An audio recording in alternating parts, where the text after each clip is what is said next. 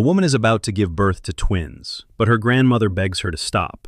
Not forever, just until dawn, because if these twins are born at the wrong moment, they'll grow up to command demons. It sounds insane, but she listens, and when the twins are finally born, it's clear something is very, very wrong. 16 years later, one of those twins, Yuru, is out in the forest, calm and precise, bringing down a pheasant with a single arrow, like it's nothing. Afterwards, he rides back home on his horse, but his brother Danji approaches him, clearly annoyed that he went hunting alone again. Danji warns that if anything had happened to him in the mountains, no one would have been there to help. However, Yuru dismisses the concern, saying it is not a big deal since the divine guardians on his left and right are always there to protect him. That doesn't ease Danji's worry, but the pheasant certainly does. The moment he sees it, his frustration fades. They will have it grilled for dinner. They continue home, and the villagers greet them warmly along the way, which shows how much they are appreciated in the community. When they arrive, their grandmother immediately calls Danji to help chop firewood, but he refuses and runs off. Yuru doesn't chase him. Instead, he asks about Asa, and just like always, the answer doesn't change. She's fine.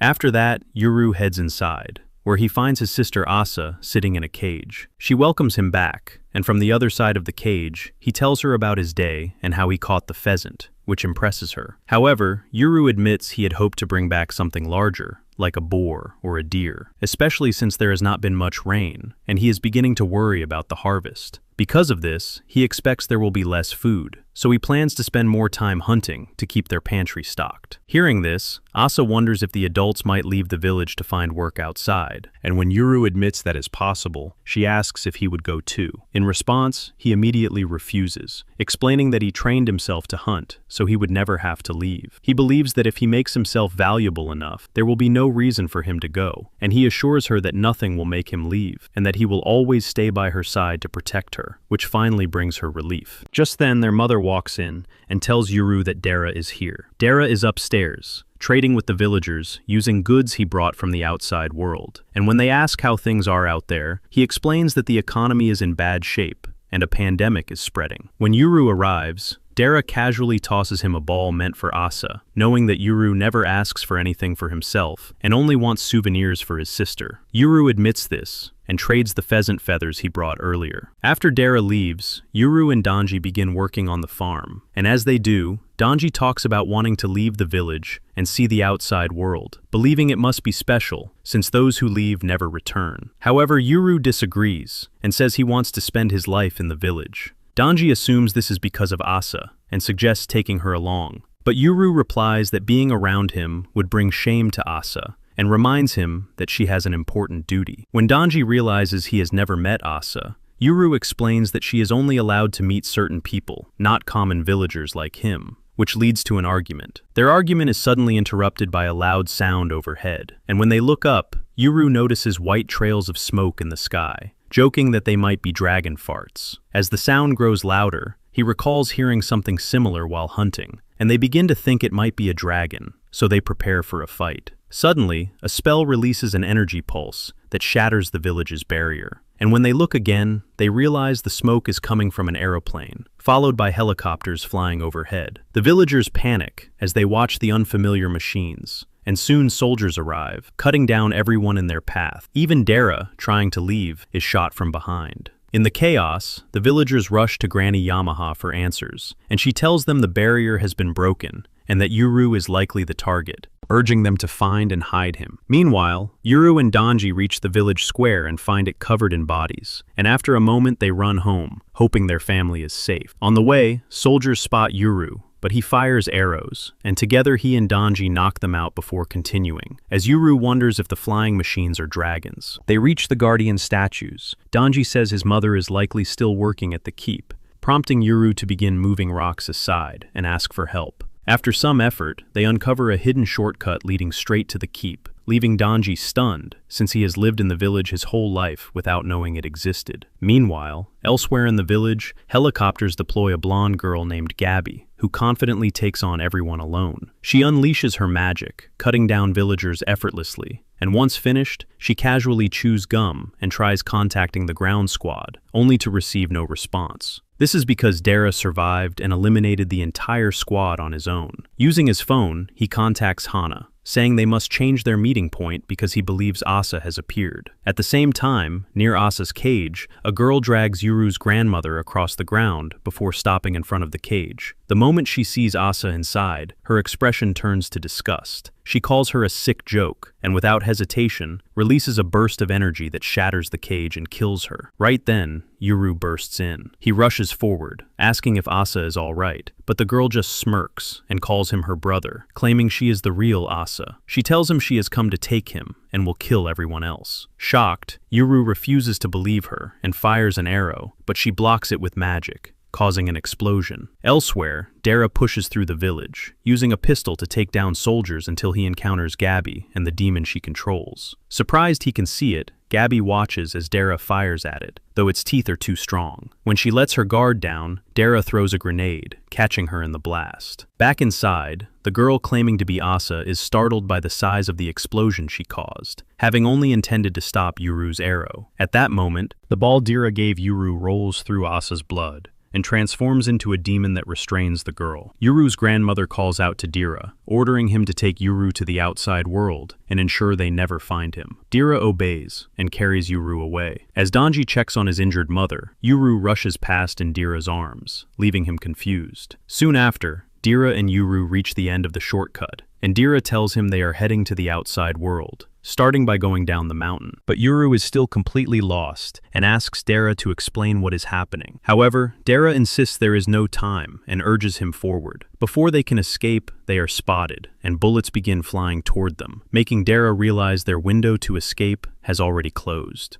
Acting quickly, he reaches into his pocket and pulls out a green necklace, telling Yuru to place it in the gap between the left and right guardian statues. Although confused, Yuru follows Dara's urgent command without questioning and runs to put the necklace in place. Even as he stands exposed within the sniper's range, the sniper holds fire due to orders to capture Yuru alive. The moment the necklace is set, Dara rushes over and slams Yuru's face onto it, drawing blood onto the necklace. With that done, the sniper no longer hesitates and prepares to take the shot. However, just as the trigger is about to be pulled, the necklace begins to glow, and a blinding flash of light erupts. When the light fades, two golden beings appear in the sky and instantly tear through the helicopters, sending them crashing to the ground, while Dara grabs Yuru and runs, escaping just in time. Watching the destruction, Gabby screams in frustration, realizing she now has no way to return, though she senses that someone's demons have appeared and wonders whose they are. After everything settles, two beings with red and white hair stand atop the wreckage, noting that their master is just a child. Despite this, they understand that they must obey him without question. Dara then tells Yuru that these two are his demons, left and right. Years ago, his father took Yuru beneath the village into a hidden tunnel. It ran from under the statues of the right and left guardians to the keep. The passage was built when the village had once been a lord's castle, and only a few people knew it existed. His father told him that the guardians would always protect him. At the time, Yuru did not fully understand. Now, surrounded by the wreckage of fallen helicopters, Yuru sees that it was never just a story. Two beings stand before him and introduce themselves as right and left, his daemons. Dara steps forward and introduces himself as their retainer. The guardians ask about the flying machines they destroyed and learn they are from the outside world. Dara asks them to help guide everyone safely down the mountain. Right and left refuse, saying they only obey their master. Just then, Gabby arrives with her own daemons and quickly learns that Yuru is Asa's brother. Yuru becomes furious the moment he sees her, remembering the villagers she killed. Even so, he does not order his daemons to attack her. Instead, he asks right and left, as guardians of the village, to help the survivors and not harm Gabby. He wants to face her himself. At the keep, Asa breaks free from a daemon holding her. She declares that she will never forgive what has been done and runs away. Back outside, Right charges toward Gabby's daemons, but uses them only to launch himself toward the village. Left attacks directly, kicking the daemons into a hillside. Yuru shoots an arrow into Gabby's leg, but her daemons lift her into the air before he can fire again. Yuru immediately follows. In the village, Right appears before a young girl and carries her to safety. However, his frightening form causes people to faint when they see him, which annoys him. He soon meets Asa. She can see him clearly and attacks him with energy. Right blocks her attack with his own power. Before he can speak further, Asa runs away, though Right senses something familiar about her. Elsewhere, Left forces open the jaws of Gabby's daemons with great strength. Gabby is shocked by his power. While Left holds them back, Yuru shoots another arrow and hits her again. At that moment,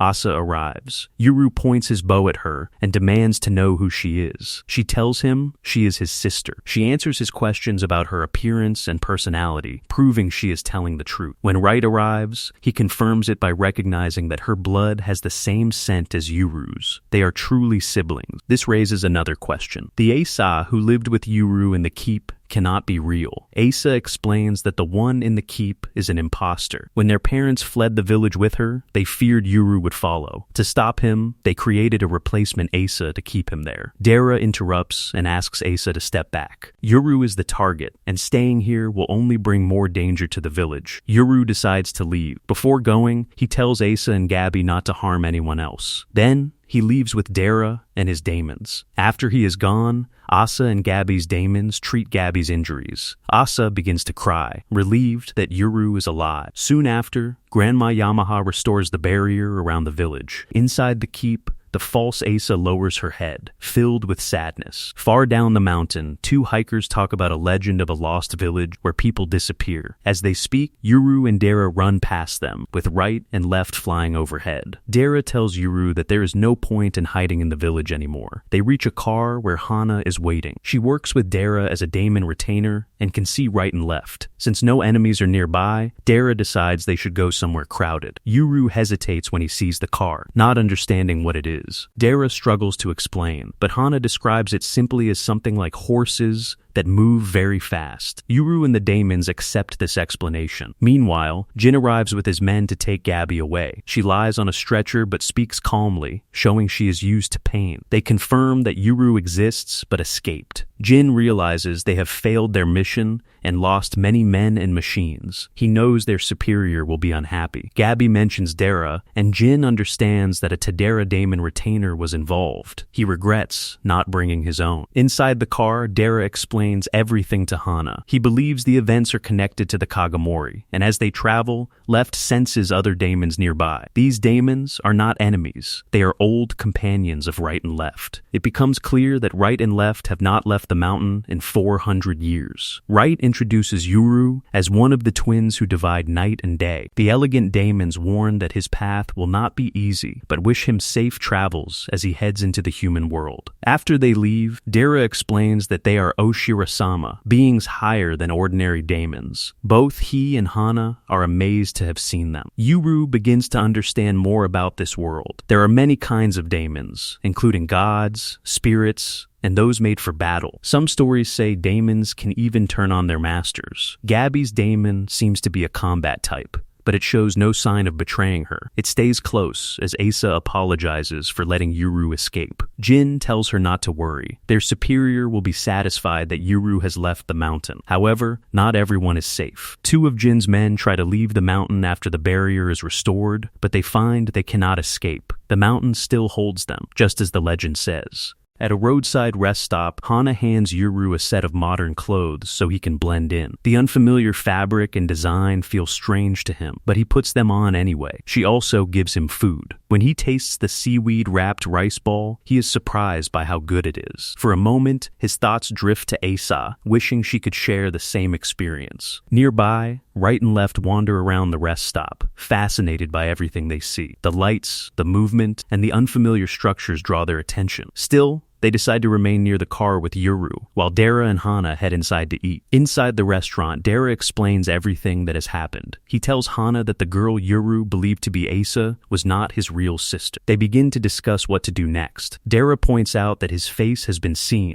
so returning to his old home is no longer safe. Hana reacts with frustration, noting that he is now without a place to stay, while also responsible for Yuru, whom she sees as a burden. To solve this, Dara suggests that they pretend to be a married couple. Hana immediately questions the idea, suggesting they could simply act as roommates. Dara explains that it would be easier to rent a place as a family, and anything else might draw suspicion. It becomes clear that he has already made up his mind, leaving Hana angry but with little choice. Back at the car, right and left examine it closely. They are puzzled by how such a small vehicle could hold the horses that make it move. Yuru asks if they are hungry, but they explain that they do not eat human food. Instead, they tell him that he can give them new names if he wishes. Yuru considers it, but decides to keep calling them Right and Left. He then asks them what they know about his sister. Right and Left explain that they have stood at the entrance of Higashi village for 400 years. They watched everyone who entered and left, but knew little about what happened inside. They remember hearing about the birth of twins. Over time, they saw Yuru grow, including moments of his father teaching him how to hunt. However, they rarely saw the other child and assumed she had died. That belief changed 10 years ago. They saw Yuru's parents leave the village, carrying a small girl who had the same scent as him. Yuru realizes the truth. He had believed that his parents abandoned both him and Asa. In reality, he was the one left behind. He begins to think that the girl who replaced Asa might know what truly happened to their parents. Dara and Hana return to the car and tell Yuru that they will act as his guardians from now on. They ask if he needs to use the bathroom, but Yuru casually explains that he has already relieved himself outside. Dara also points out that Yuru should not sit on top of the car, as it would attract attention. And as they drive, Dara explains more about the world outside the village. He tells Yuru about the Kajimori clan, a group of daemon wielders who once lived in Higashi village, but left due to a disagreement. There is a rumor that one of the twins ended up with them. Far away in a large city, a different scene unfolds. A woman runs through an apartment building, trying to escape someone chasing her. When she enters an elevator, a man wearing a hood corners her with a knife. Just as he closes in, the woman transforms into a large, monstrous creature resembling an angler fish. At the same time, Jin climbs the stairs, speaking on the phone and calmly reporting that the problem with her stalker has been resolved. The creature devours the attacker. Moments later, another woman arrives and sees the strange daemon floating beside Jin. Realizing she can see it, Jin asks her to remain silent. Back near a convenience store, Dara reveals his full name as Tadera Ryu. He and Hana admit that they do not know everything about the situation. Their roles as retainers were passed down to them, and Hana had never even visited the village before. Their task was simply to ensure that outsiders did not discover it, and that Yuru remained safe. Yuru begins to question his own identity. Dara shares a legend tied to the village. It says that when twin children, a boy and a girl, are born in a village to the east on a day when day and night are equal, the world will be torn apart. Wright recalls that the last time such twins were born was 400 years ago. During that time,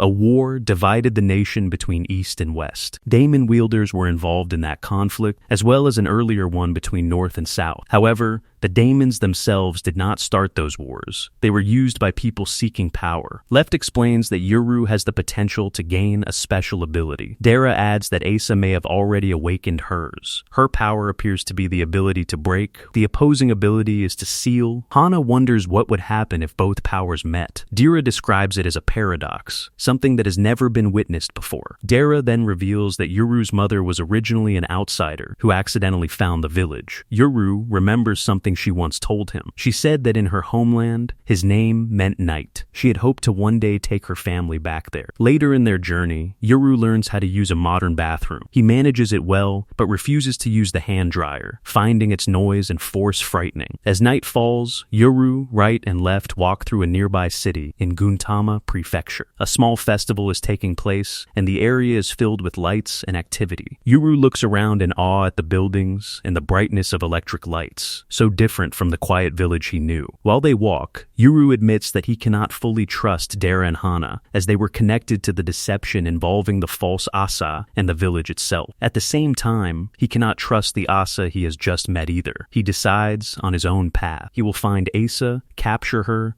and make her lead him to their parents. Right and Left accept his decision without hesitation. They will follow him, wherever he goes. At their new apartment, Yuru steps inside and is immediately overwhelmed by how different everything feels. The space is clean, bright, and filled with things he has never seen before. Running water, lights that turn on instantly, and furniture designed for comfort all seem like small miracles to him. His attention shifts when he notices two daemons near Hana. One resembles a cat, the other a dog. They are called Kotetsu and Jiro. Compared to right and left, they seem smaller and less imposing, so Yuru is not particularly amazed. However, right and left immediately show them deep respect and urge Yuru to do the same. These daemons belong to a special group known as the Zenko Koro, and their presence carries significance that Yuru does not yet fully understand. Dara explains that to blend into society, they will all use Hana's family name, Deno. It will help them appear as a normal household. Hana also mentions that she has inherited a mountain, though she cannot sell it. If Yuru wishes to hunt there, he will need a proper license, something he has never had to think about before. Far from the apartment, at the Kagamori clan's large temple-like estate, Asa trains her ability. She focuses on her power, known as break, trying to control it with precision. However, her aim is still unsteady, and her attacks leave damage around her. But her practice is interrupted when the master arrives. Even so, she is allowed to continue, as long as she avoids causing harm. Jin stands nearby, using one of his daemons, Mai, to clean up the destruction left behind. The master has come to check on Gabby, who is resting while playing a handheld console. Asa offers her an apple, and Jin's other daemon, Makoto, produces a knife to cut it. The master instructs Asa to remain at the estate with Gabby, warning that many people, including members of the Kajimori clan, may try to use her power for their own purposes. Jin prepares to leave. His task is to find Yuru, and he plans to begin by looking into the Tadara. Before he goes, Asa gives him a drawing of right and left, warning him that they can recognize people by scent. Back at the apartment, Dara and Hana continue settling in. Yuru, however, has already slipped away for a walk. Dara, now clean-shaven, draws Hana's irritation, as she preferred his previous rough appearance. He also realizes that his machete is missing and suspects Yuru has taken it. Yuru stands on the rooftop of a building, looking out over the city. The skyline stretches far beyond anything he has ever known. Right and left stand beside him. They believe that since both Yuru and Asa are searching for each other, their paths will cross soon. Yuru asks if they can sense other daemons. Since the Kajimori are full of daemon wielders, he hopes they can track Asa that way. Right and left confirm that they can. Together, they decide to search for a place where daemons gather, especially those carrying a scent similar to Asa's blood. Without warning, right and left transform into their massive golden form. They lift Yuru into the air and take flight. The sudden motion terrifies him, but they move swiftly across the city. After searching from above, they descend into a neighborhood where the presence of daemons is strong. There is also a familiar scent, one tied to Yuru's family. Left warns that encountering other daemons likely means a fight. Right senses a group inside a parking structure. When they approach, they find Jin and several members of the Kajimori clan.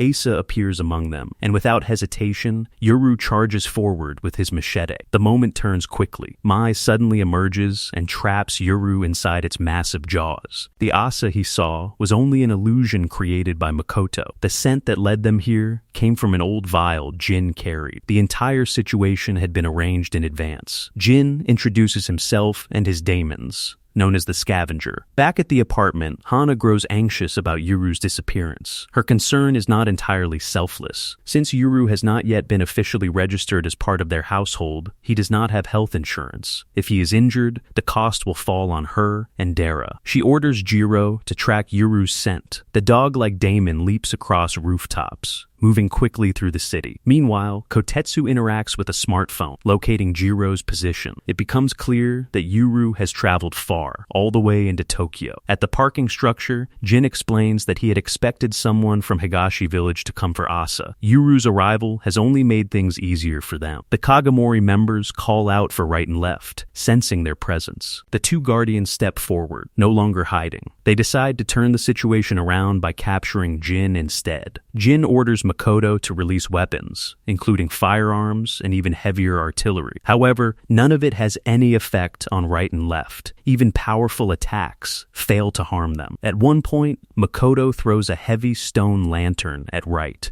which only irritates him. One of the Kajimori members, Haruo, summons his daemons. One takes the form of a massive turtle, pinning left down under its weight. The other, shaped like a rabbit, moves with great speed and strikes repeatedly, forcing right back. Seeing an opening, Yuru throws his machete at the turtle daemon. The distraction allows Left to break free. She leaps upward and shatters Mai's teeth, freeing Yuru from its grip. At the same time, Right releases a burst of energy that destroys the lights in the structure, plunging the area into darkness. Yuru and his allies begin to escape. Haruo's daemon reports that it can still sense their movement, but before the Kagomori can react, Yuru suddenly reappears. Moving through the darkness, he strikes at Jin's legs with his machete, cutting one of them. In the next moment, he positions the blade at Jin's throat. Right and Left declare Yuru's identity. He is the twin of the night, and darkness is where he holds the advantage. Their confidence in him goes beyond the usual bond between daemon and master. They trust his instincts completely. Jin admits that he was the one who ordered the attack on Higashi village. The weight of that truth presses on Yuru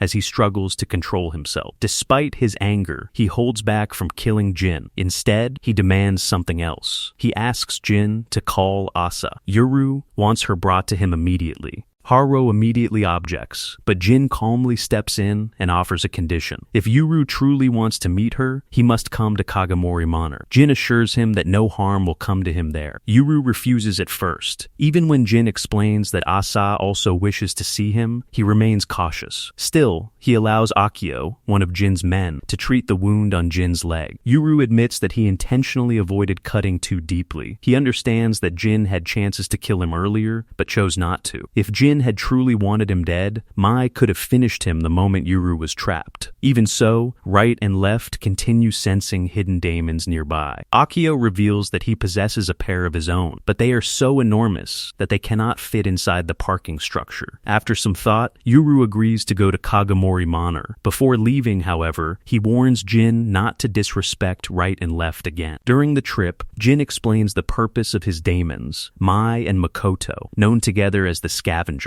Makoto stores objects by swallowing them, including weapons and tools Jin might need during missions. When the mess becomes too large, Mai cleans everything by devouring it whole. Yuru struggles to fully understand the idea of raids and terrorism, but he recognizes how useful such daemons could be. Nearby, Left asks Haruo about the weight of his giant tortoise daemon. Haruo admits he has never measured it. Left quietly decides she must train harder after nearly being crushed during their earlier fight. Their conversation is interrupted when a night watchman discovers them. Unable to see the daemons around him, the man politely informs the group that the parking structure lights have all been destroyed. He directs them toward the illuminated stairwell so they can safely leave the building. Back at Kajimori Manor, Asa receives a message that Yuru is coming. Panic and excitement overwhelm her at once. She wakes Gabby abruptly, trying to decide what she should do and even what she should wear. Jin contacts the master to report that they are on their way. The master is relaxing at a hot spring with his daemons, but he immediately prepares to return to the manor. When Yuru finally arrives, he is struck by the size and security of the estate. Guards stand watch everywhere, and the manor feels more like a fortress than a home. As they move farther inside, Right becomes confused. He expected to sense many daemon wielders immediately, yet the area feels strangely quiet. That changes when they pass through a hidden barrier into what Right calls the VIP section. Suddenly, the presence of daemons surrounds them from every direction. There are so many that Right and Left cannot even count them all. At the same time, Dara and Hana learn through Jiro's tracking that Yuru has entered Kajimori Manor. Neither of them reacts well to the news. Dara casually decides that they will simply have to go and bring him back. At the manor entrance, Yuru is greeted by a man named Asuma. He appears cheerful and overly interested in meeting the twin from Higashi village.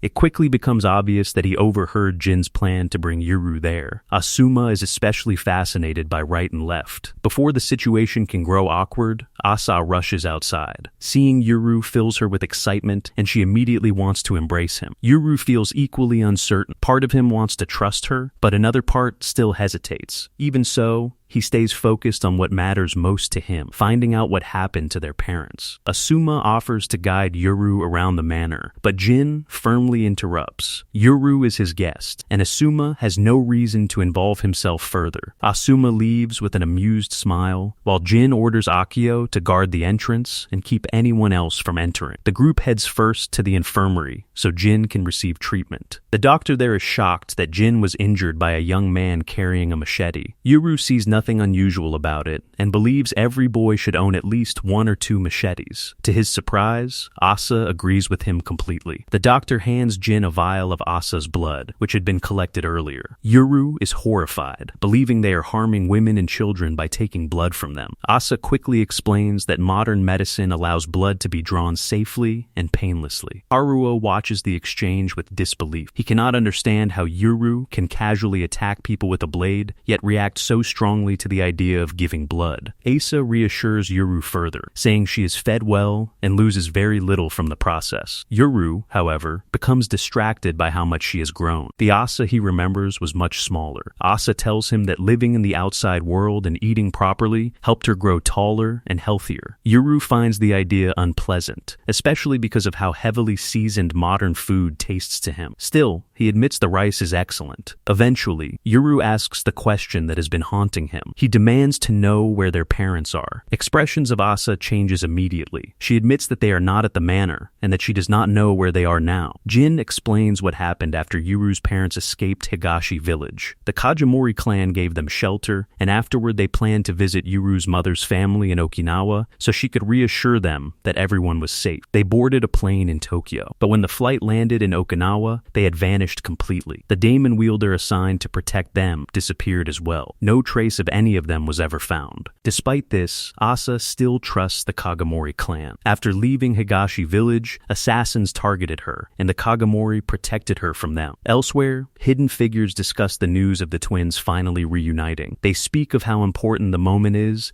and consider whether this is the perfect chance to seize them. One voice decides that the boy no longer matters. Only the girl's head is needed. Moments later, 2 strange daemons attack Kagomori Manor. They resemble ghostly killer whales, marked with yin-yang symbols on their heads. In her room, Gabby notices unfamiliar daemons watching her. At the same time, Jin explains to Yuru that the attackers belong to an outsider. Rather than destroy the daemons, he would prefer to capture their master. The doctor coldly says that if they must fight, they should kill the enemy quickly, because she has no desire to treat more injuries afterward. She also explains that if a daemon's master dies, and the daemon is not transferred to someone new, it becomes a stray tied permanently to the place where its master died. Yuru says he will try not to kill the enemy master, so the daemons do not become troublesome strays. Jin then calls on Makoto, who spits out several weapons, including a bow and arrows. Taking the bow in hand, Yuru fires an arrow at the approaching yin-yang daemons, but misses. With no way to stop them, his group is forced to retreat. Jin contacts Gabby to check on her situation, but tells her he can't help because of his condition. Left on her own, Gabby uses Gabriel to devour the 2 daemons attacking her, killing them instantly. She then steps outside and discovers that the manor is surrounded by daemons. Asa gets ready to fight the yin-yang daemon. Jin tells her not to hold back, promising to deal with the master's anger if her powers destroy the manor. Asa asks Yuru to distract the daemons, but before they can attack, the yin-yang daemons merge together and unleash a blinding wave of energy. When the light fades, Asa and Yuru are gone. The yin-yang daemons attempt to escape, but Haruo uses Torty to increase their weight and pin them down. He suspects their ability to make people disappear may be connected to the disappearance of Asa's parents. Haruo informs Jin that enemy daemons have surrounded the manor and tells him to handle them. Help is scarce because the master, Natsuki, and Fuyuki are still away, while Hagure is asleep. Meanwhile, Asa wakes up alone in a dark void. The endless darkness terrifies her, causing her to panic. Fortunately, she isn't completely alone.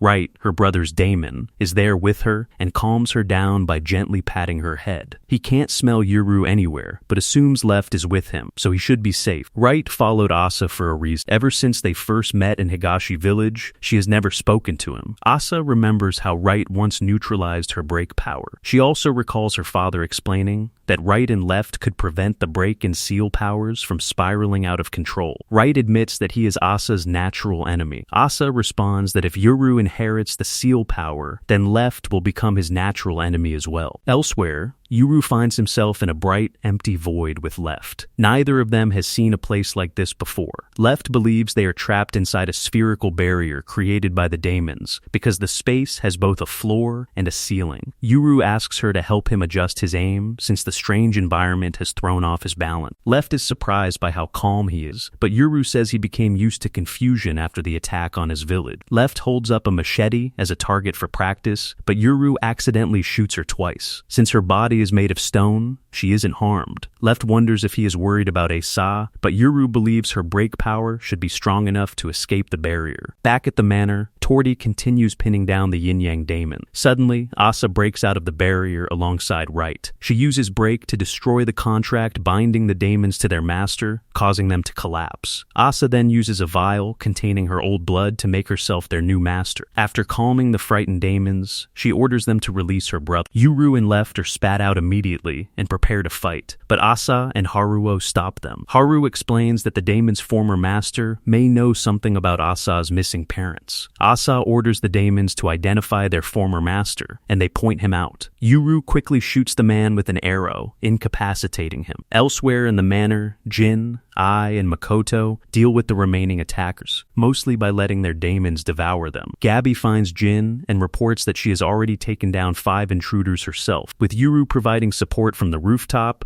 and the rest of the Kagomori clan joining the battle, the defenders soon overwhelm almost all of the attackers. Jin thanks Yuru for his help, but Yuru makes it clear that he isn't fighting for the Kagomori clan. He is only searching for his parents. Gabby and Yuru briefly argue before the group decides to interrogate the surviving intruders before the master returns. Haruo uses Torti to pin one of the captives down until he talks. The man eventually reveals that the attack was organized by a bearded man wearing a camouflage jacket.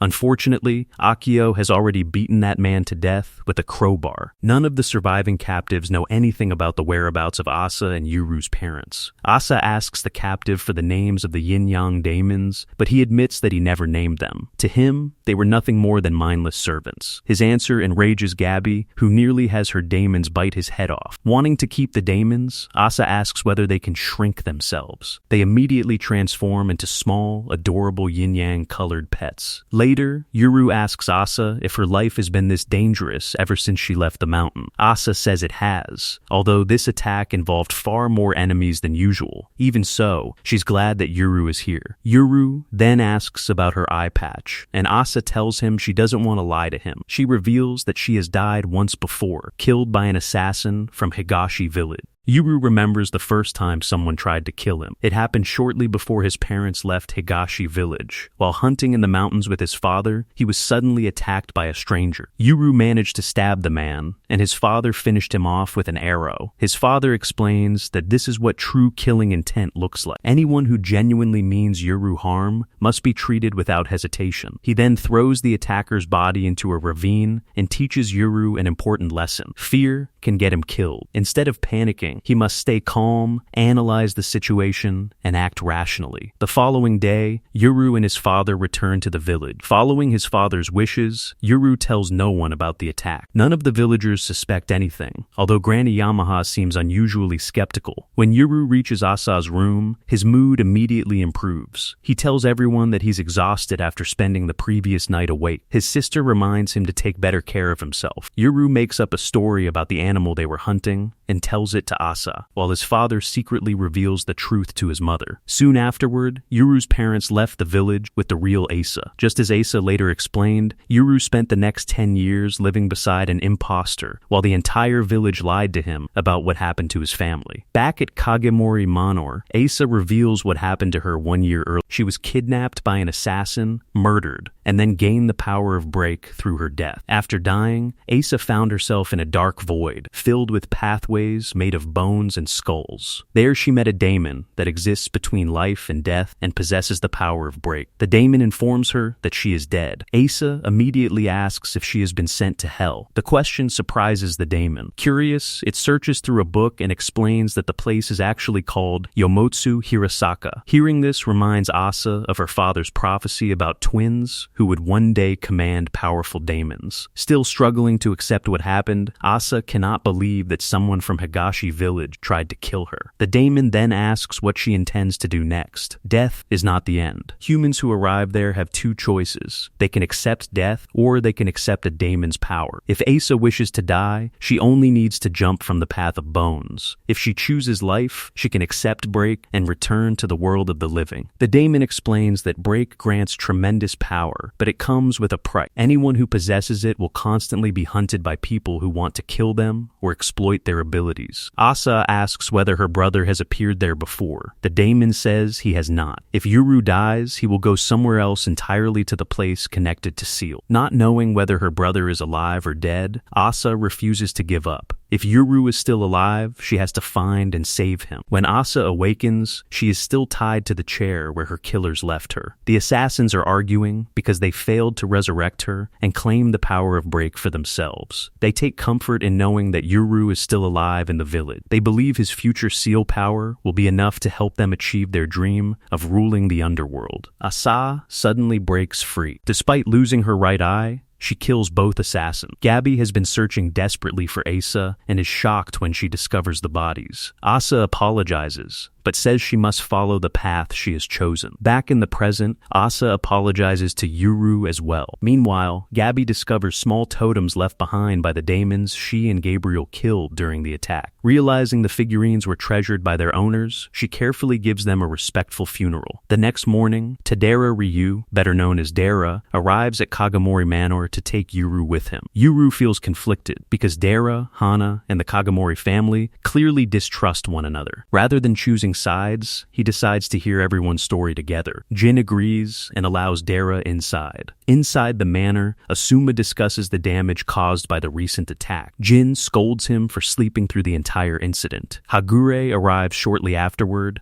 and is relieved to learn that Asa survived. He meets Yuru for the first time and is immediately intimidated by right and left. Hagure apologizes for being absent, explaining that he collapsed from exhaustion after finishing his final exams. A car soon arrives carrying the master of the Kagamori family. To everyone's surprise, Dara steps out as well. The master casually gave him a ride. Kagamori Gonzo is excited to finally meet Yuru and his daemons, but Jin remains suspicious of a member of the Tadera clan showing up unannounced. Yuru, right, and left begin wondering about the history between the Kagamori and Tadera families. Yuru then asks why nobody told him that obtaining the power of seal requires dying first. Dara explains that they didn't want him believing death was something he could casually come back from. Right warns that resurrection is never guaranteed. Left adds that one pair of prophesied twins born more than 400 years ago died and never returned. The conversation quickly becomes too heavy for everyone involved. Gonzo decides there is a much better place to discuss it. He invites both the Kajimori and Tadera families to sit down together and share breakfast.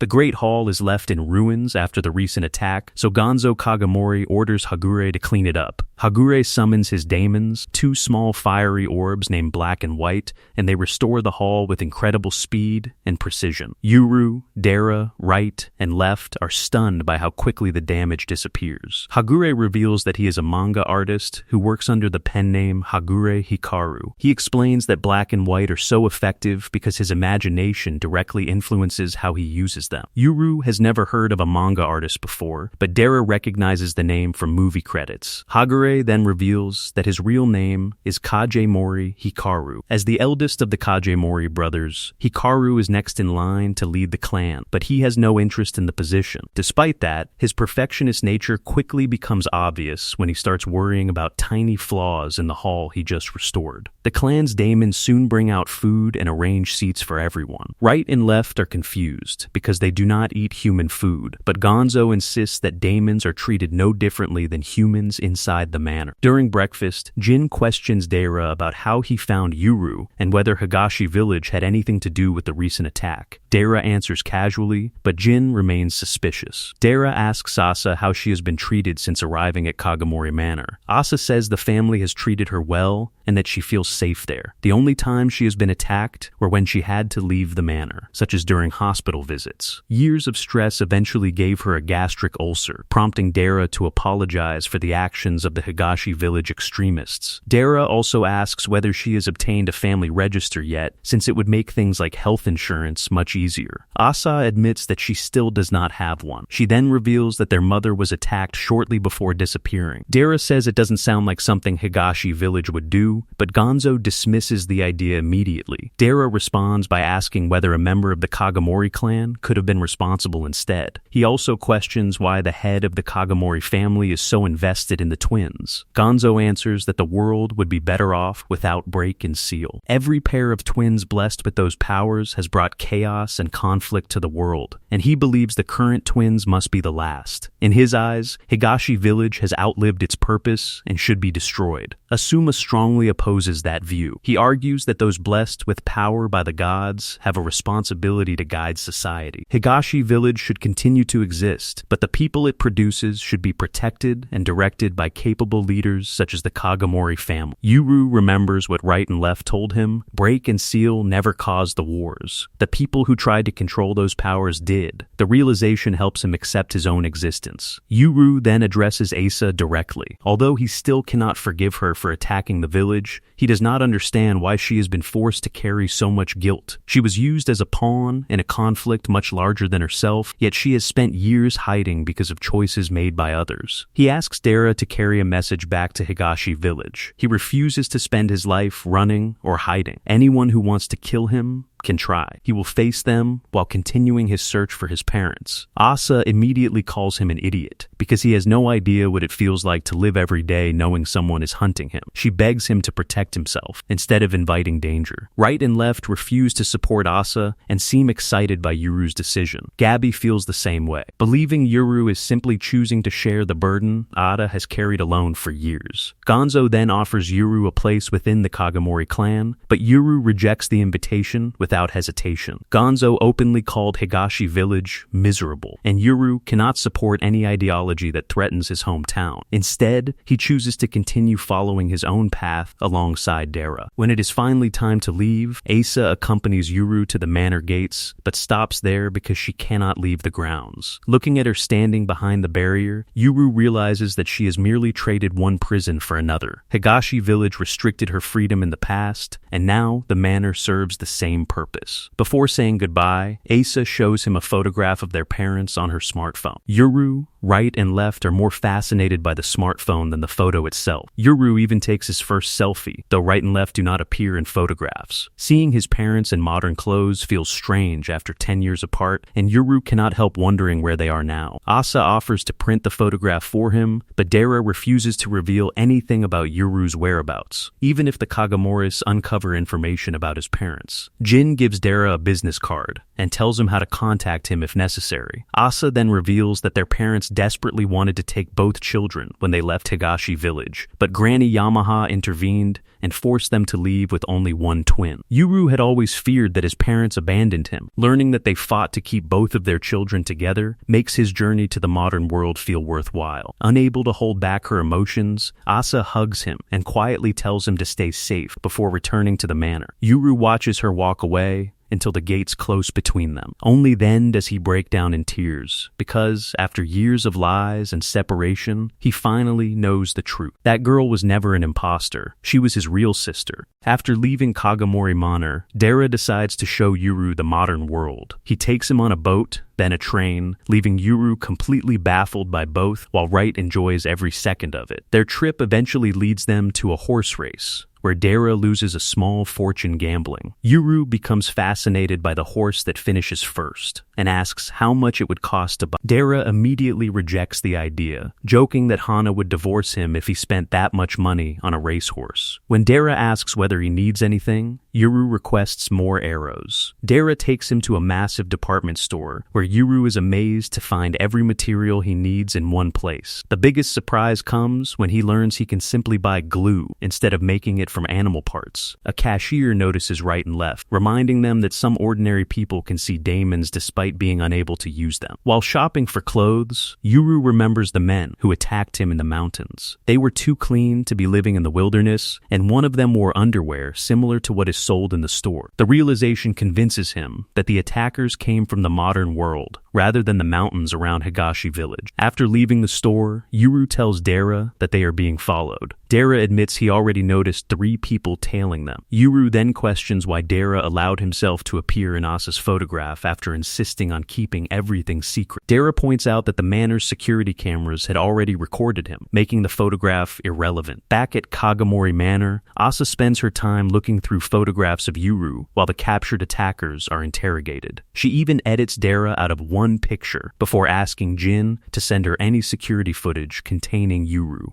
The mercenaries reveal that they were hired by a man named Akishima and only assembled the night before the attack. They claim they entered through the west gate without resistance, a statement that immediately alarms Gonzo because Kagamori Manor has no west gate. Fuyuki uses his daemons, Embrace and Whisper, to question both the attackers and their daemons. He even interrogates Yin Yang, the pair Asa adopted after the battle, but every answer is the same. None of them know who truly organized the attack. Realizing they are merely hired mercenaries, Gonzo offers them a deal. If they join the Kagamori clan, the clan will help pay off their debts. Their first job is cleaning up the mansion they helped destroy. Gonzo privately views them as expendable soldiers who are unlikely to betray him now that he knows everything about them. He gives the remaining attackers the same offer and orders Fuyuki to gather their information and help them obtain new daemons. Gonzo also makes one thing clear. Once the mastermind behind the attack is identified, everyone involved is to be killed. One of the mercenaries asks Asa to return Yin Yang and reveals that he named them Ohagi and Daifuku. The unexpectedly cute names make everyone laugh. Asa asks the daemons whether they want to go back, but they immediately refuse, so she keeps them. Gabby wonders whether Break will react badly to Asa collecting additional daemons, but Asa has noticed no problem so far. Gabby suggests keeping them permanently as bodyguards, though Asa admits she is becoming concerned about people inside the manor as well as those outside it. Elsewhere, Hikaru speaks with a woman named Nakagami through an online video call. He admits that recent events threw off his schedule, and she offers to send more assistance if needed. Hikaru praises Asa and Gabby for helping with his manga, and is relieved that he still managed to submit the latest chapter. His editor is less impressed, scolding him for the delay until Hikaru desperately apologizes and assures her that Asa and Gabby were properly paid for their work. After buying a new wardrobe, Yuru apologizes for leaving Dara's machete at Kajimori Manor. Dara brushes it off, pointing out that carrying a machete through the city would have caused far more trouble. The group then arrives at one of Dara's safe houses, which is filled with guns, grenades, and other weapons. Dara tells Yuru to take whatever he wants, but despite all the modern firepower available, Yuru chooses an axe. The 3 people following them decide to report the safe house's location to their superiors, but Dara and Yuru catch them first. Right and left quickly restrain 2 of the pursuers while the 3rd escapes. His freedom is short-lived. Moments later, he finds himself trapped inside a thick mist surrounding a solitary house. Dara explains that this is the Tadera clan's lost house, a place only Tadera members know how to enter and leave. Bodies scattered around the area prove what happens to those who follow Tadera agents and become trapped there. Wright suddenly senses daemons nearby. Dara assumes he means the daemons that created the lost house, but Wright is referring to something else entirely. 2 enormous daemons emerge from the mist. One has impossibly long arms, while the other has unnaturally long legs. The creatures effortlessly kill 2 of the captured pursuers before turning their attention toward Yuru's group. The pair immediately recognize right and left. The daemons identify themselves as Tanaga Ashinaga, and their appearance leaves Yuru and Dara completely powerless to respond. And that is it for today.